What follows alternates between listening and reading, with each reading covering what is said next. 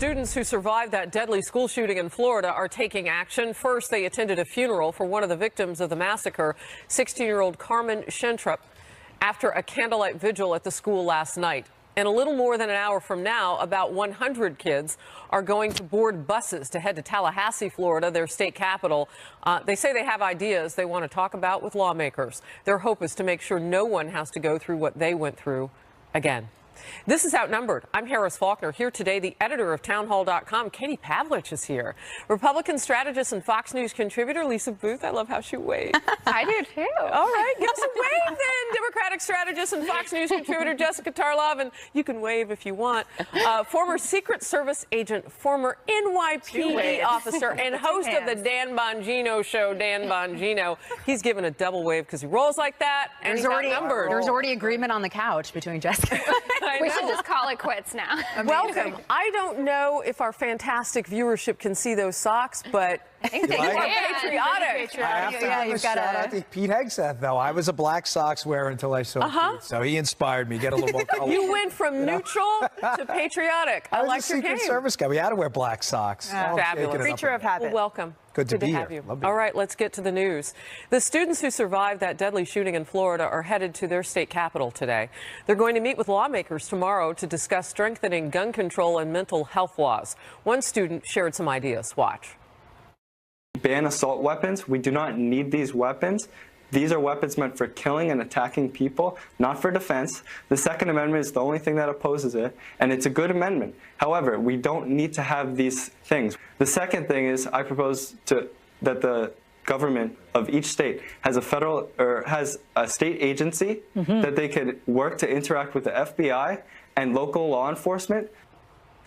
Students are planning to march on Washington next month as the White House says President Trump is open to a bipartisan bill to tighten background checks for gun buyers. Here's White House Principal Deputy Press Secretary Raj Shah. Well, there are ways to strengthen the background check system. I think we're looking at that. We're looking at other items as well. So there are many red flags that were raised and nothing was done. I think the expectation is to figure out what has gone wrong in society when these kinds of horrific acts keep occurring. You know, the AR-15 that people have talked about has been a legal gun, a legal firearm for nearly 5 decades, I believe. And, you know, we're just seeing these types of incidents rise, you know, at schools and in other places. Meanwhile, a Washington Post ABC News poll finds 77% of those asked say Congress is not doing enough to prevent mass shootings. 62% say President Trump is not doing enough. 77% again of those asked say they think the Parkland shooting could have been prevented by more effective mental health screening and treatment. But it looks like the nation is divided on a ban on the sale of assault weapons. 50% support a nationwide ban, 46% oppose it. Dan Bongino, a lot of that may have to do with the fact that this was so multifaceted. I mean, you had something happening at the FBI level. Right. And I really want to know your thoughts on that first. Well, signs were missed. And, you know, we had an issue in the Secret Service back in the 80s where we would go out on presidential threat cases and some signs were missed. And the Secret Service was very open and honest about it. Sarah Jane Moore, Squeaky Fromm, the Gerald Ford incident. We interviewed one of those folks, and they came away saying they weren't a threat. The Secret Service, just like what happened here with the FBI, where signs were missed and things could have been done. What they did was they came out with a standardized form and a process. And there was a way to follow that process step by step. That way, if anything was missed, they could come back later. And there's ways to look at that process and what went wrong. And that's why I kind of object, although I respect these kids and their rights. They absolutely should speak out. You know, they've been through a horrible tragedy. But banning, quote, assault weapons is not the right approach. All right, let's look to the left of the screen because this is a live picture of Coral Springs, Florida. I mentioned moments ago that about 100 kids are going to get on buses and head to their state's capital, Tallahassee, to voice their opinions and their ideas after the Parkland school shooting. So we're watching that happen live. We do have a reporter and others out there. I think that's Steve there, I'm not sure. But if he pulls somebody aside, we'll go to it live. Meanwhile, we're watching this picture as these buses pull up to take the kids.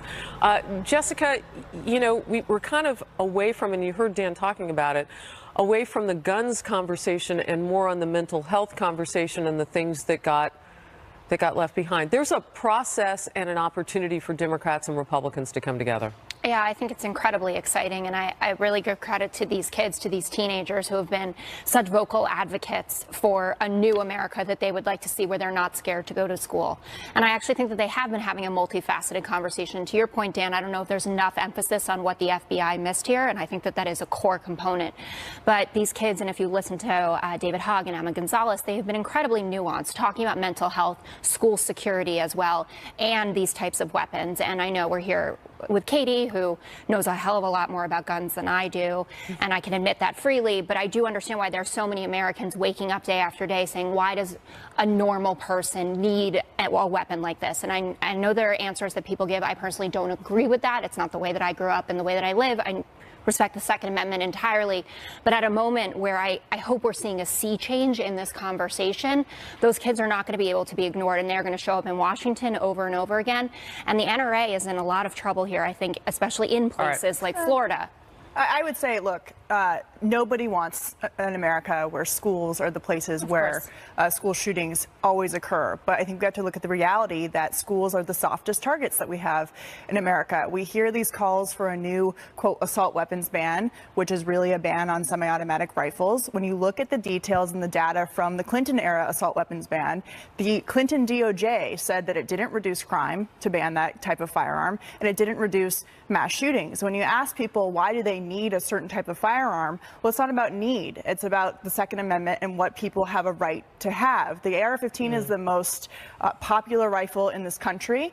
It's owned by 6 million people. And when you look at the data from DHS, actually handguns are the weapon of choice when it comes to mass shootings. So you go down the slope of, if you're going to go after one thing, ineffectively, because more people are killed with hands and fists every year than they are by rifles, you can't really justify taking away people's Second Amendment rights if it doesn't add up with the data. Well, real quickly, and Lisa, I'll come to you in just a second. I want to press in a little bit on the AR-15 because I know that you know a lot about it. So from what I understand, this is a gun, not only it's owned by a lot of people, there's a reason for that. It sort of mimics a military type weapon, although to my knowledge the military doesn't use this gun. No. But it kind of has that look. It's got a very short recoil, so when you fire it, you know, as a novice, more likely, you're not getting hit by the, you know, the concussion of the gun so much.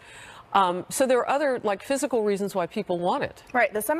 An AR-15 functions the same exact way as a semi-automatic handgun does, 1 round per trigger pull.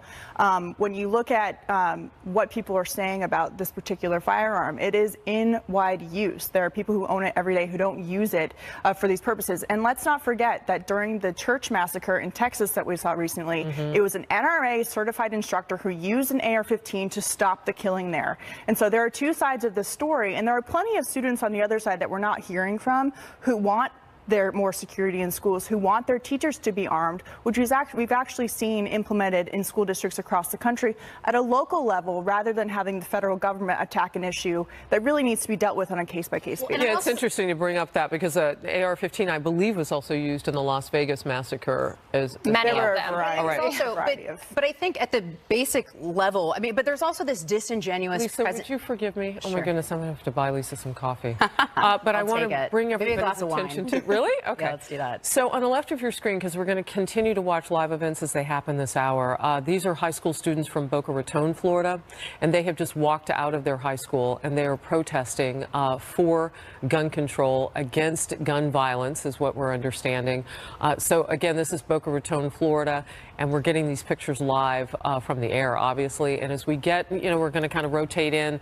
Away from here was Coral Springs, Florida, where you saw about 100 kids getting onto buses after a funeral for one of the victims in the school shooting last week.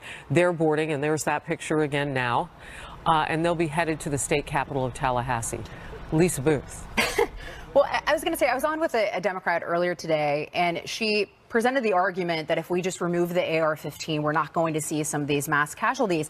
And to Katie's point, that is a completely disingenuous argument, because we go back and look at Virginia Tech, which I mentioned this yesterday. I am from Virginia. I have friends from high school who attended Virginia Tech at the time.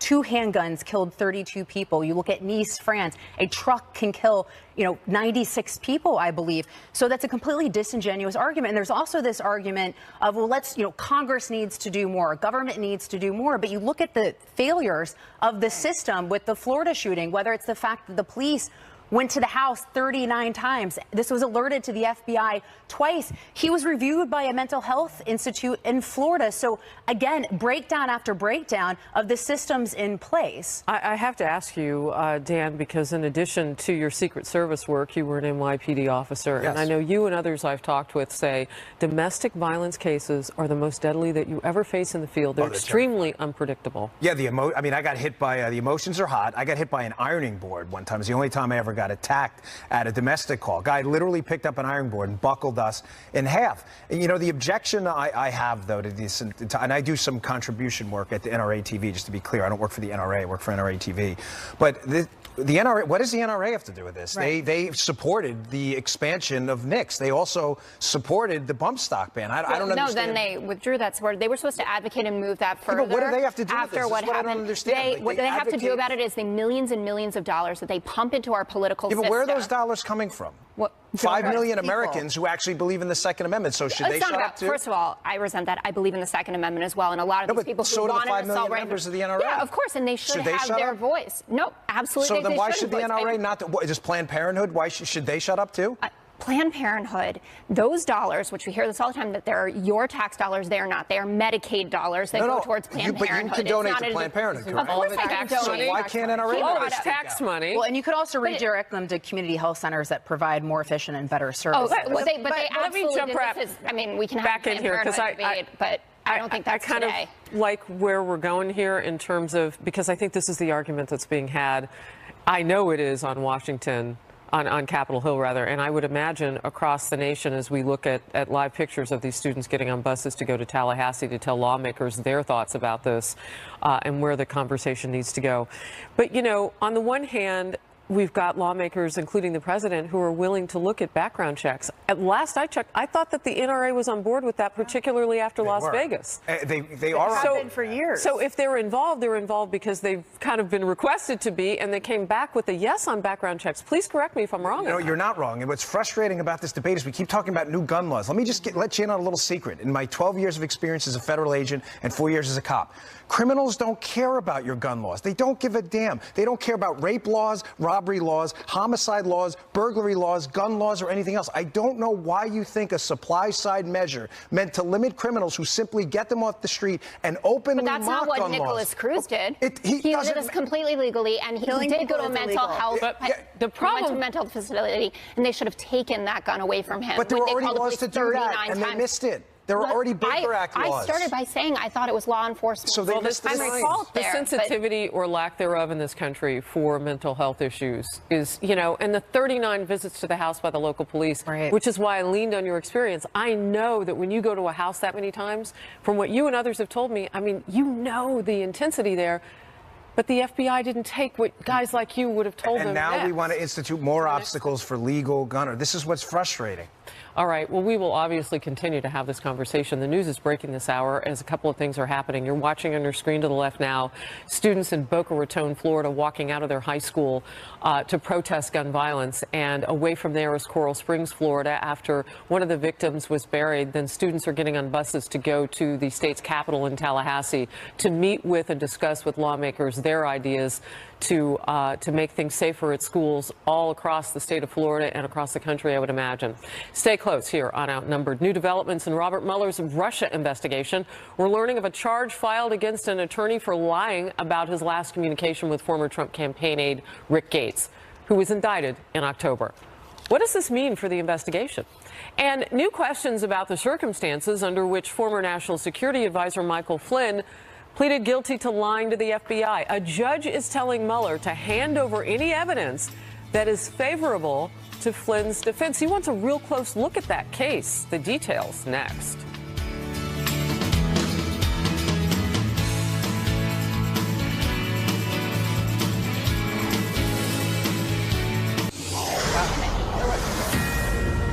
Another new charge in the Russia investigation. Now, a prominent New York attorney is expected to plead guilty this afternoon after special counsel Robert Mueller charged him with lying to investigators about his latest communication with former Trump campaign aide Rick Gates, who was indicted back in October. This comes amid a report that Gates is planning to plead guilty to charges related to fraud and is willing to testify against longtime business partner Paul Manafort as part of the probe. White House Deputy Press Secretary Raj Shah reacting to the latest charge earlier today. We do know that this indictment, just like the one on Friday, only reinforces our overarching point when it comes to the special counsel's investigation, which is that, as the president has long stated, there's no evidence of collusion because none existed, and that there's going to be no findings of wrongdoing. Again, this has to do with an attorney representing one of the individuals who's already been indicted, has nothing to do with actions related to this president. So, Dan, these charges seem to stem back to Paul Manafort's refusal and failure to register as a foreign agent in his work for the Ukrainian government, which was for a pro-Russia Ukrainian political group. But again, here we are with another charge from the special counsel with zero reference and zero evidence of collusion, which is what we were supposed to be going for in the beginning. Yeah, is anyone ever going to produce a colluder or evidence of actual collusion? I mean, this is like we've got a crime of felonious mopery in like the umpteenth degree. What's going on here? You know, in a constitutional republic, right, we don't target people. We target crimes. In other words, when I was a federal agent, if someone were to walk in the Secret Service office in New York where I worked and said, I want to investigate Katie Pavlich for what? I don't know, something. She ripped a mattress tag off once. We would laugh you out of the office. I did do that once. Yeah, so did I. We're probably all federal criminals in that respect. Bad Katie. The point is, we don't investigate people. We don't do witch hunts, because the problem with government witch hunts is they always find a witch. And it's clear as day to me now, in my experience as a federal agent, that they are absolutely looking at Trump. They are not looking at collusion, because there is none. Nobody's pled guilty to a conspiracy to collude yet. So no doubt you guys are reading, because it's out there. There are conservatives who feel very strongly that the president should just be perched to pardon anybody in this investigation, including himself, because of the reasons that you just listed. Yeah, this is, well, I mean, the Manafort thing, I'm open to seeing that through. Yeah. I mean, that was a pretty, but let's be clear, though. The Manafort thing has absolutely zilch to do with Trump. It has to do with his business dealings in Ukraine. But the Flynn thing, which I know is a total, complete debacle. We're going to get to that later in the show. But Jessica, you know, looking at the referral, essentially, they're not calling it necessarily an indictment. Right. He's also in trouble for not turning over a series of emails and documents to the special counsel, which seems like a pretty basic thing to do if you're being asked to be part of this investigation. Certainly, and he's a fancy lawyer, right? Where I think they usually know what that means when they say turn over all your documents. I take Dan's point here.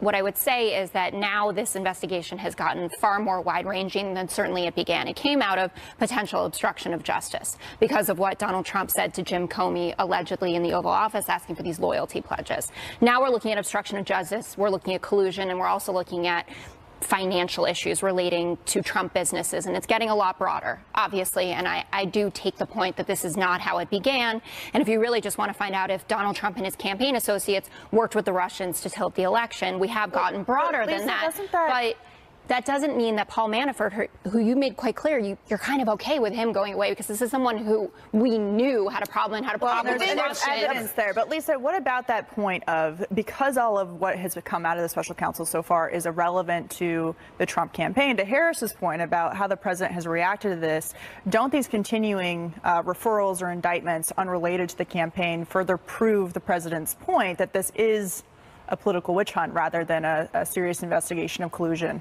I do think that, and I think also when we found out that it was Hillary Clinton and the DNC funding the dossier, that was a massive blow to the Democrats' argument of collusion, because we found out that it was in fact Democrats who were paying Russian sources via Christopher Steele for information. But to Jessica's point, so if you're concerned with abuse of the FAIR Act, essentially, which is, you know, failing to register as a foreign agent of another country, are you also concerned with Fusion GPS, which many individuals, including Chuck Grassley, the chairman of the Judiciary Committee, has called Glenn Simpson and Fusion GPS agents of Russia as well. So are you concerned with that? I want to get Jessica's reaction. You're shaking your head when she was talking about the FBI.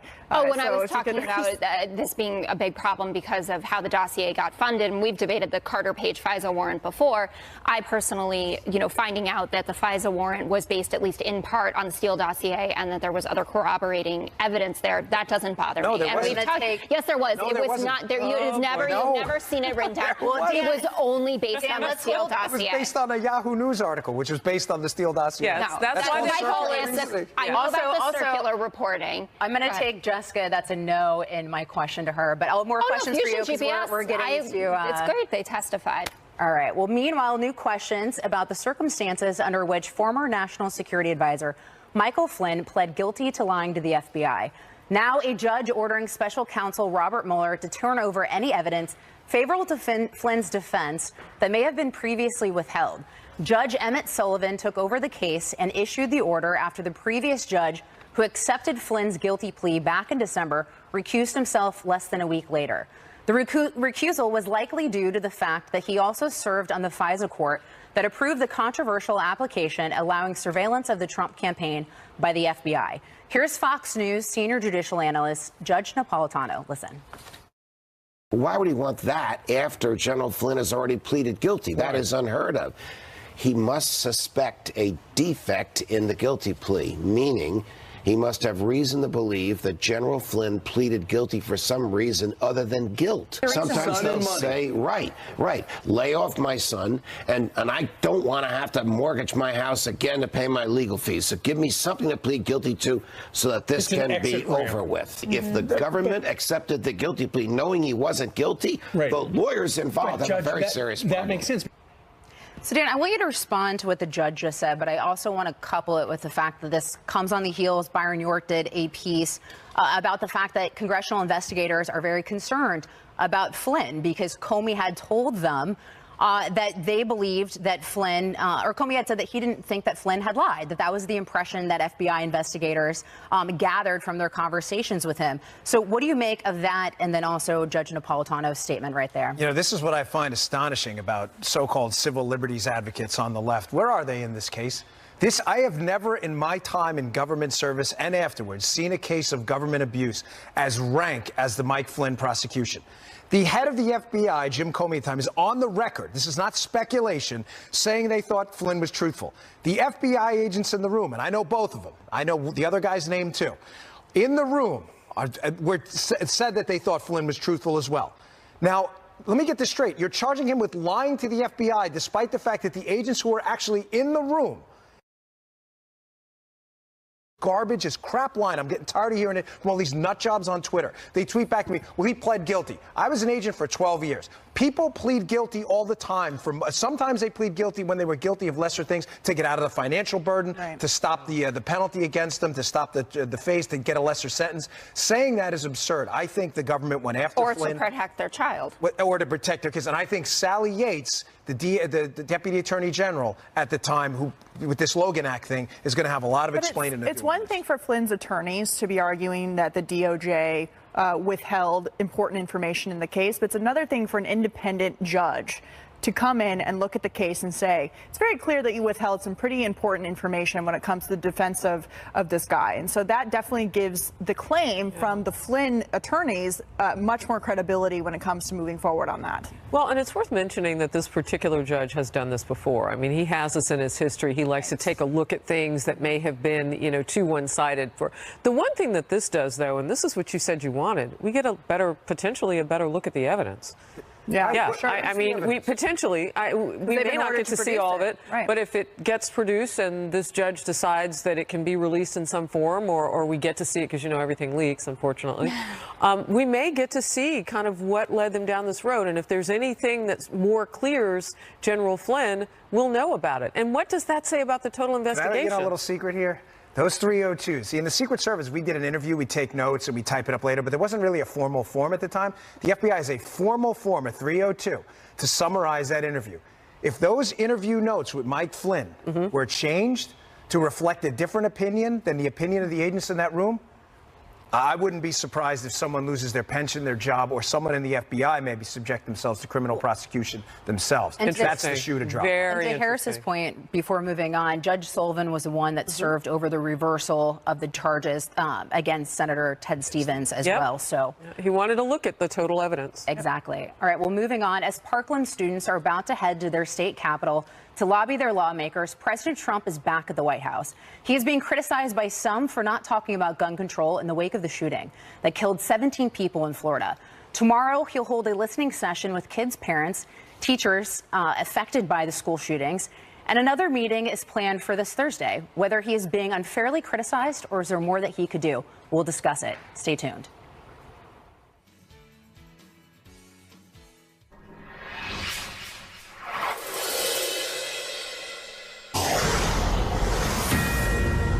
As students who survived that deadly school shooting in Florida get ready to board buses to head to their state house, President Trump is back at the White House. Some are criticizing him for not talking about gun control after the Parkland massacre. But the White House says the president is open to tightening background checks, and he is planning to hold a listening session tomorrow to hear concerns from the students and teachers. It is not clear who will participate in that. Thursday, he is set to meet with state and local officials to talk about school safety. Here's more from Principal Deputy White House Press Secretary Raj Shah.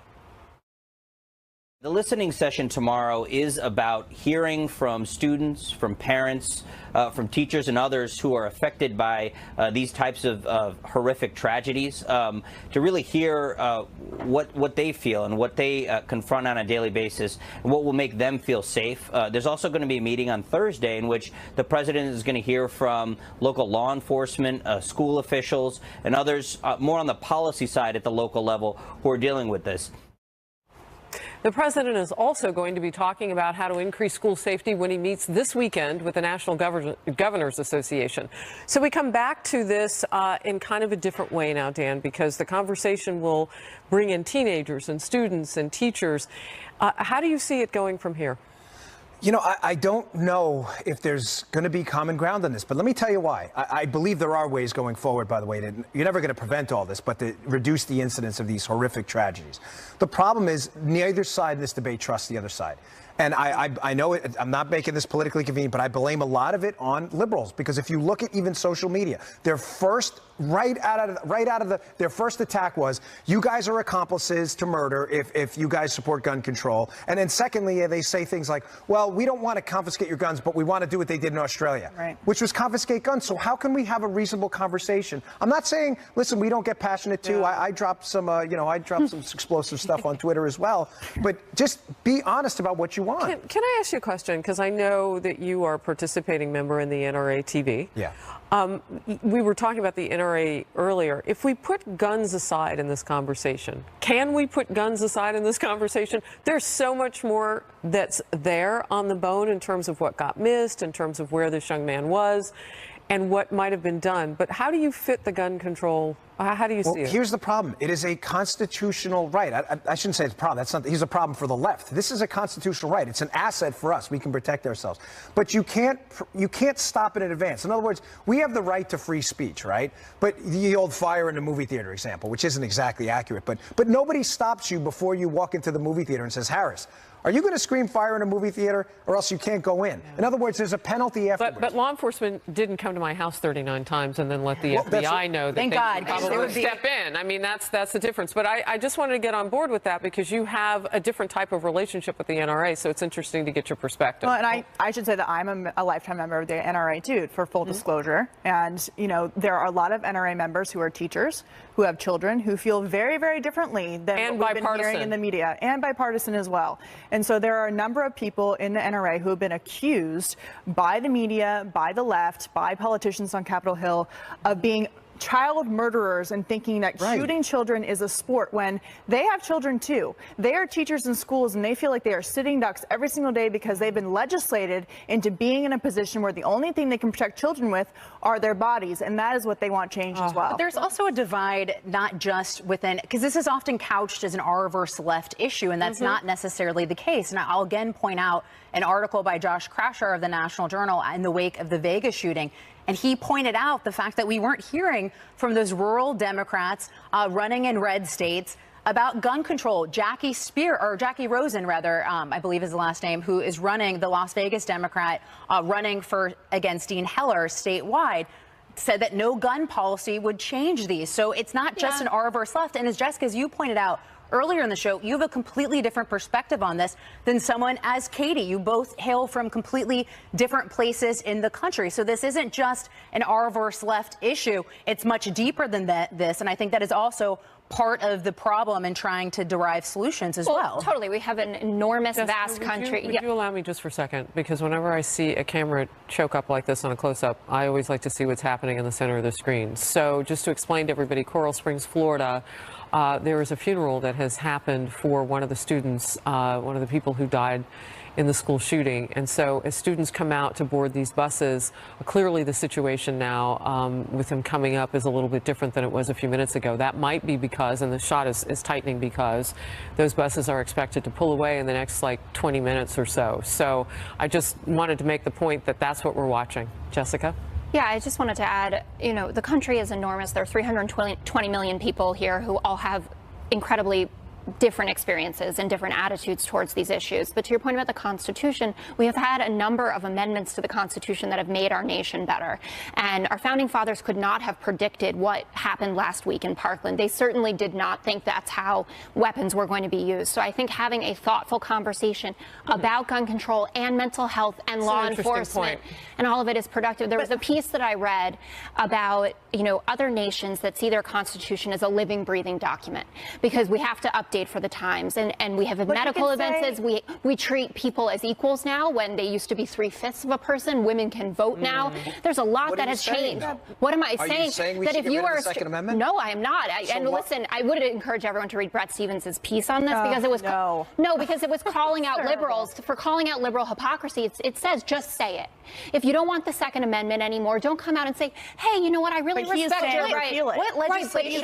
Jessica, what legislation would have? That's my point about it. If you don't want guns anymore, just be honest. But can I just I just want to address your point of arguing that the founding fathers could have never seen that this was going to happen. Well, the thing about the Constitution and the amendments and the Bill of Rights is that it applies equally to everyone. And the First Amendment, could they have foreseen Twitter and the damage that has done to our society and the discourse that we have in this country? We you can make the same argument the First Amendment as you can I love when Twitter takes Richard Spencer off or those kinds of people. Yeah, right. So let's not treat the Second Amendment differently than we would treat the First Amendment because the First Amendment doesn't exist without the Second. Katie, would you see a relook at any of it though because of social media? Yeah, not because of social media. No, but you mentioned the First Amendment. I mean, it's if it's being weaponized in some ways. But the point is, we have restrictions on the First Amendment just like we do on the Second Amendment. But to act like we don't have gun control in this country and that nothing is being done is just not true. The FBI does 25 million background checks every single year. This is a case where the mental health authorities said that he was fine. But the bigger question that then you're never going to prevent. They should have checked with the local police, the guys like Dan Bongino, because they would have given him the whole skinny. The bigger question here is, would any of this have prevented previous mass shootings or future shootings? And I think that is the question that we need to ask. I've got to go. And what that means to our audience is we want to be able to bring you these live pictures when they happen, but also keep this incredible conversation going. You guys are amazing. It's very wide-ranging. I hope you're paying attention. Amid President Trump's war of words with the media, now he is preparing to dine with reporters next month at his first gridiron dinner after skipping the event last year. So what can we expect? And does this signal a move, a potential thaw with the media, or will the battle continue? Stay close.